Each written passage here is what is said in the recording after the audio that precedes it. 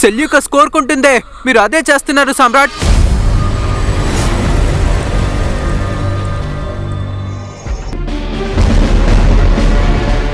నీకు చాలా బాగా తెలుసు, నా దగ్గర ప్రపంచంలోనే అందరికంటే బలవంతుడు అలాగే ప్రమాదకరమైన వస్తాదున్నాడు, డెస్మండ్.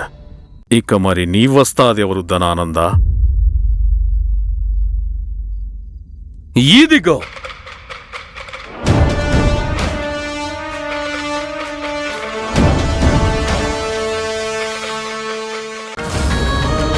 చంద్రగుప్త మౌర్య. సమ్రాట్, మీ వజ్రాన్ని దొంగిలించిన అపరాధం తను కాదు, నేను చేశాను. నువ్వు ఏం చేశావో ఇప్పుడు దానికి ఫలితం అనుభవించు. భద్రశాల ఆగండి. సెల్యూకస్ కోరుకుంటుందే మీరు అదే చేస్తున్నారు సమ్రాట్.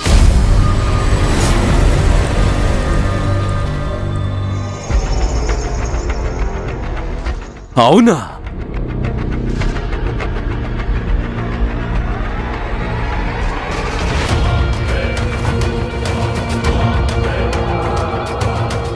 వజ్రాన్ని నువ్వు దొంగిలించావు.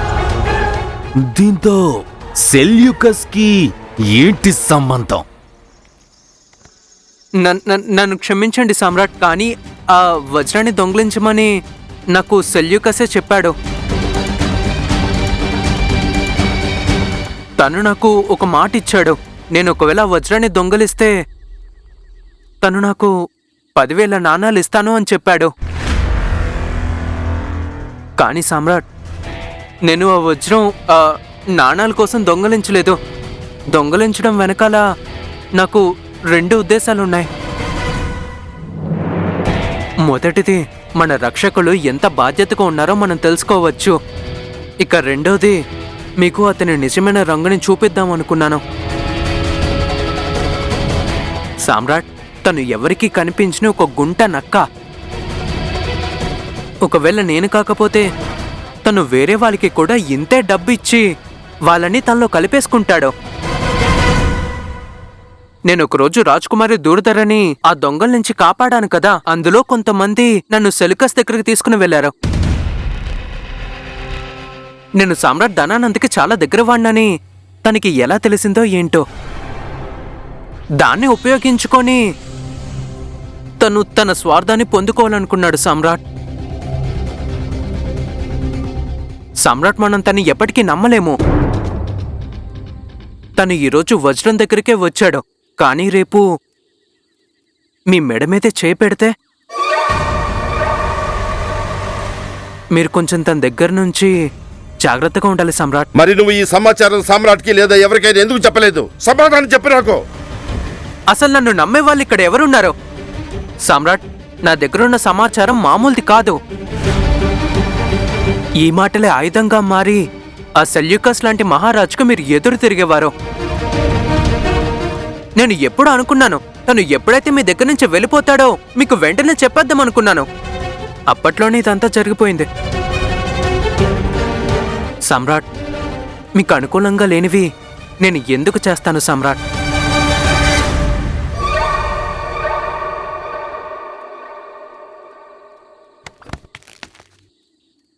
మరణం నీకు ఎలాగూ తప్పదు దాసా. స్థానం ఇంకా సమయం నేను నిర్ణయిస్తాను.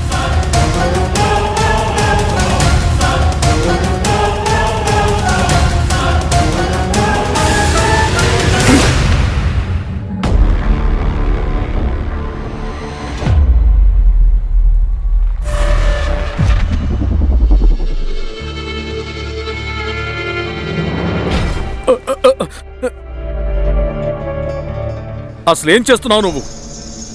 నీ రాజ్యానికి అతిథిని అని మర్చిపోకు. ఫిలిప్, నిగ్నోర్!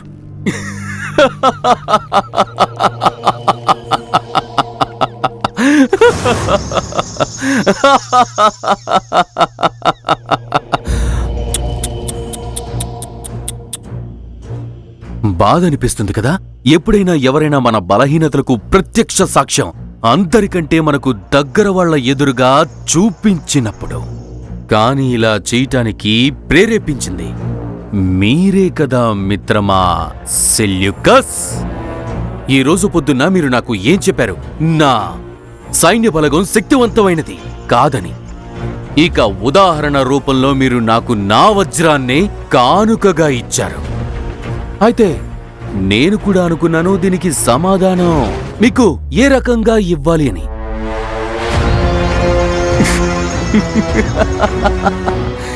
ఎలా ఉంది నా సమాధానం? చూడు, దోషాలు ఇంకా లోపాలు నీ రక్షణ వ్యవస్థలో కూడా ఉన్నాయి. నువ్వు కేవలం నా అమూల్యమైన వజ్రం దగ్గరికే చేరుకున్నావు, కానీ నేను ఏకంగా నీ గొంతు దగ్గరకే చేరుకున్నా.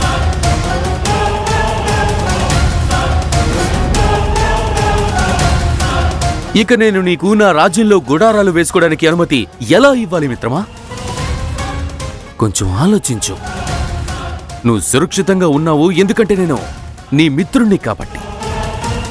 కాని ఈరోజు ఇక్కడ ఏదైతే జరిగిందో అలాంటి దాడే శత్రువు నీ గుడారాల మీద కూడా చేయగలడు కదా.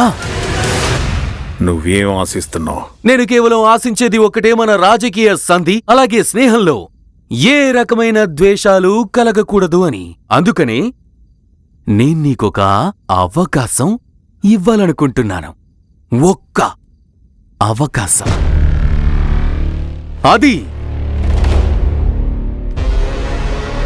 ఒక పోటీ రూపంలో. నీ సర్వశ్రేష్ఠ యోధుడు అలాగే నా సర్వశ్రేష్ఠ యోధుడికి మధ్య రేపొద్దున్న ఒక యుద్ధం జరుగుతుంది. ఒకవేళ నీ యోధుడు గెలిస్తే నువ్వు నిస్సంకోచంగా మగధలో నీ గుడారాలు వేసుకోవచ్చు. ఒకవేళ నా యోధుడు గెలిస్తే మొత్తం మగధ ఎదురుగా నువ్విది అంగీకరించాల్సి ఉంటుంది. మగధ సామ్రాట్ ధనానందుడికి ఎవ్వరి నుంచి ఎలాంటి సహాయం అవసరం లేదు అని.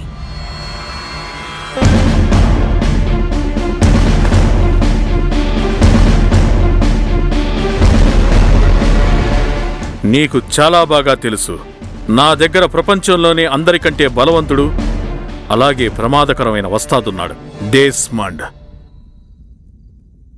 వారస్ నుంచి భారత్ వరకు తన పోరాట కథలు చెప్పుకుంటారు.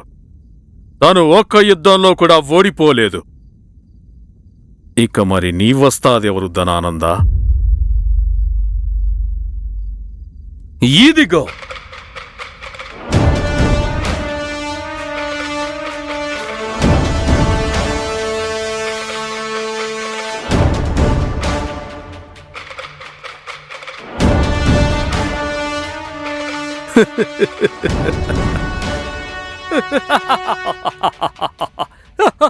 వీళ్ళిద్దరి మధ్యలో వజ్రం వచ్చిందనుకో, నా నిజం ఖచ్చితంగా బయటపడిపోతుంది.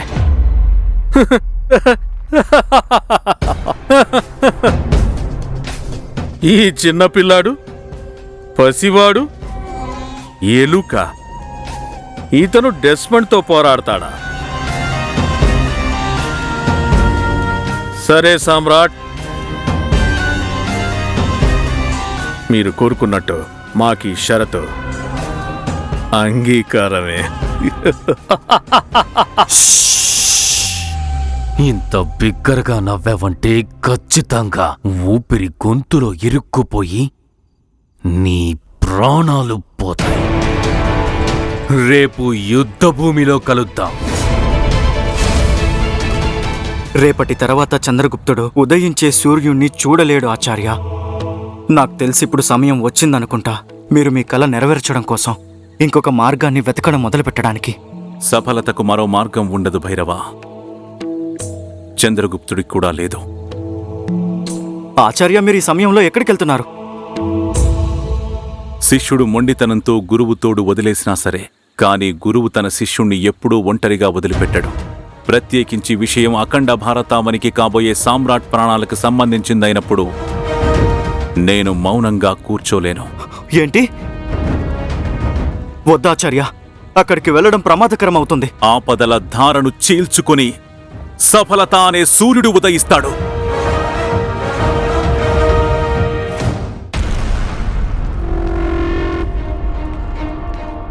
ఈ చిన్నపిల్లాడు పసివాడు ఎలుక ఇతను డెస్మండ్తో పోరాడతాడా? నువ్వు మూర్ఖుడివి.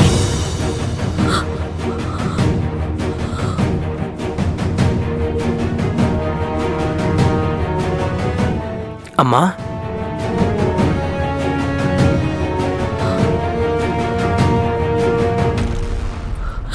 నువ్వెందుకు ఇలా చేశావు?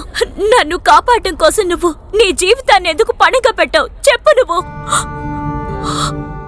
ఎందుకని నన్ను అడగడం కన్నా మీరెందుకు అలా చేశారమ్మా?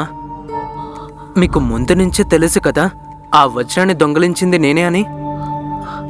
కానీ ఏం ఆలోచించకుండా ఎందుకు ఇదంతా మీ తల మీద తీసుకున్నారు?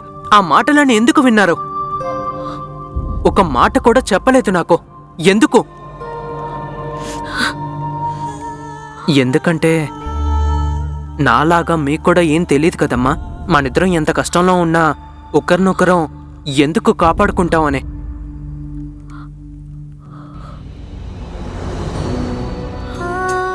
కదమ్మా?